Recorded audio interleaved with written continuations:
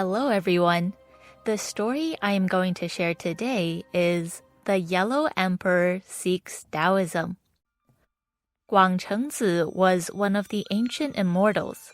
He lived in a stone cave in Kongtong Mountain, Gansu Province. When Yellow Emperor was in his 40s, he decided to visit Guang Chengzi seeking Taoism.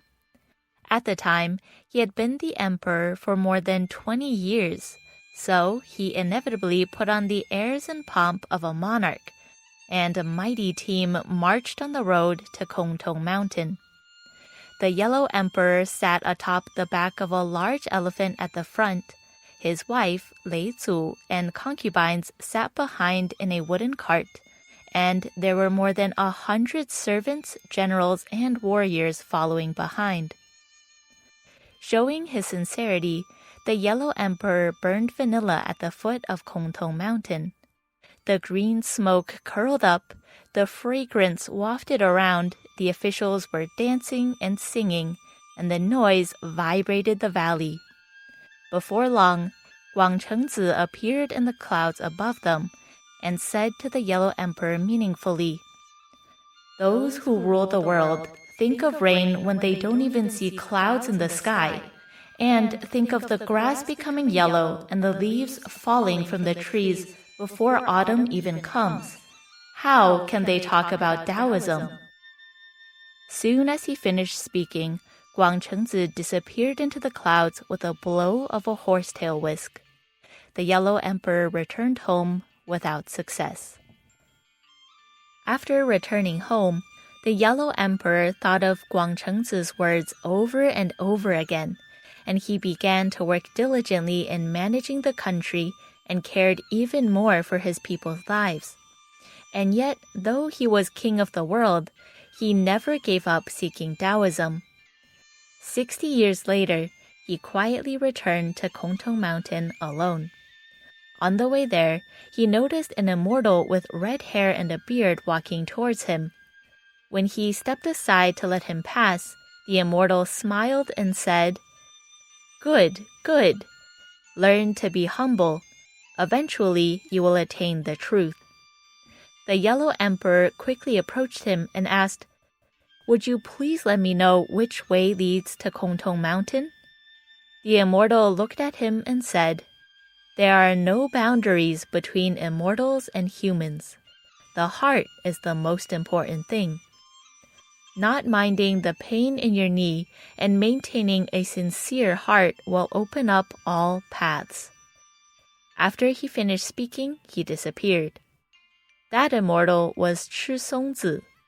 He was worried that the Yellow Emperor would not give up his position as emperor and willingly suffer hardship, which was why Guang Chengzi wouldn't accept him as a disciple. As he continued up the mountain, the Yellow Emperor started to ponder over the 4 sentences that Songzi said. However, he did not realize their true meaning until his shoes were worn through and his feet were bleeding. By then, he was determined to climb on his knees if he had to. The sand chafed his knees like knives. The stone steps were dyed red with his blood. These steps can still be seen today on the path to Kongtong Mountain. People call them the bloodstones. Now, by this time, a boy named Xuan He had already reported the Yellow Emperor's progress to Guang Chengzi.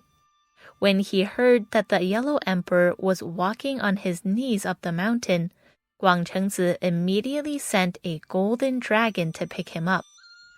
When the Yellow Emperor finally saw Guang Chengzi, he immediately knelt down and asked how to cultivate and attain a long life.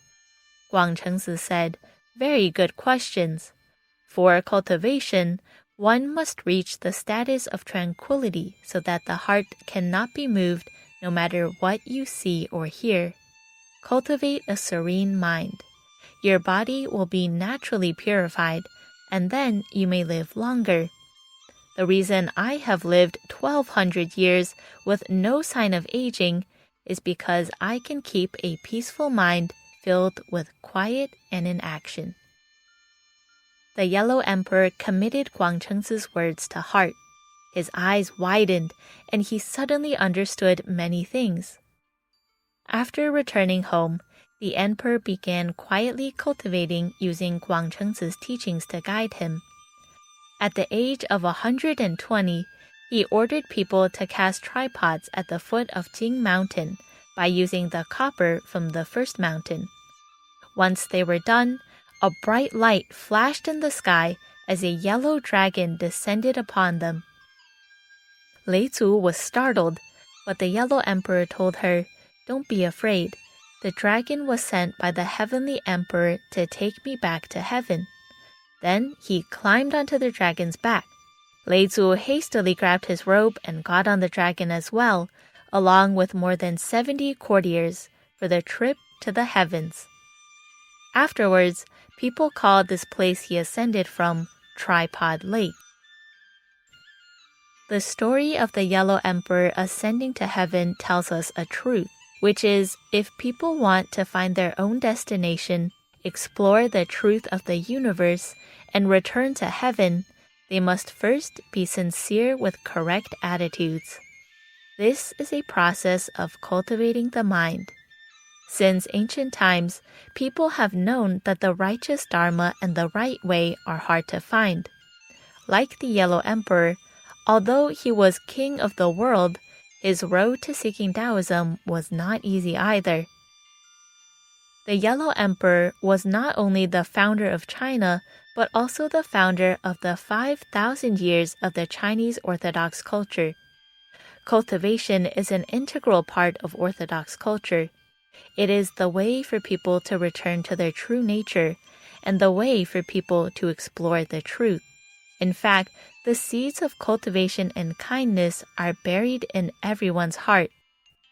Deep in everyone's heart, there is a desire to return to the original, and people are looking forward to it, searching for it. It can be seen that the Yellow Emperor's journey of seeking the Tao still has practical significance to the people of the world today. Thank you for listening to today's story. Be sure to subscribe for more touching stories next time.